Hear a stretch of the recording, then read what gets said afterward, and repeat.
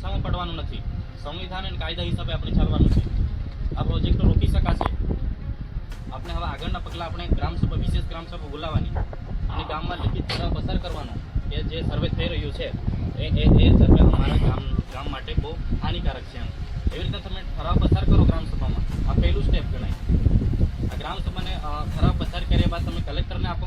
આપણું માતા પિતા અને આ આદિવાસીનો સર્વે કરવા અને રક્ષક રાજ્યપાલ છે. મુખ્યમંત્રીનું કંઈ કામ નથી. રાજ્યપાલ આપણા માટે મૂકેલો છે. ટ્રાઇબલ એડવાઇઝરી કાઉન્સિલ આ 5મી સૂચિમાં એની પ્રાવધાન છે. આપણા માટે બંધારણમાં રાજ્યપાલ માતા પિતા છે. આપણો રક્ષક રાજ્યપાલ છે. રાજ્યપાલને તમે ડાયરેક્ટ મોકલાઈ નથી. અમારા આ વિસ્તારમાં આવો ઇસ્યુ છે, પ્રશ્ન છે, તો અમારે આ બધું જોઈતું નથી. અમને જોવે છે પાયાની વ્યવસ્થા જોવે છે, શિક્ષણ જોવે છે, આરોગ્ય જોવે છે, સારા રોડો જોવે છે. આ તમે માંગ મૂકો. બાકી આ વિકાસના વિનાશ થાય છે ને આ નથી જોઈતું. આવી રીતના આપણે રાજ્યપાલને કહેવું પડશે. અને આ બધું ક્યારે શક્ય બનવાનું છે? હું એકલો બોલું કંઈ મેળ નથી પડવાનો. આખો કાફલો છોટાઉદેપુરને કબજો કરવું પડે, ઘેરાવ કરવું પડે કલેક્ટરને. ત્યારે નેશનલ લેવલ કે રાજ્ય લેવલ સુધી આ વાત પહોંચે. બાકી છોટાઉદેપુર લેવલ સુધી તો આપણી વાત બી નથી પહોંચતી. આપણા જે છોટાઉદેપુર મીડિયા છે તો બધા સરકારમાં બેસી ગયેલા છે.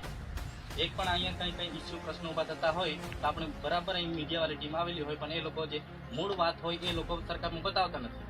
દરેક નાગરિક આની જવાબદારી લેવી પડે. આ આપણો બધાનો વિસ્તાર છે.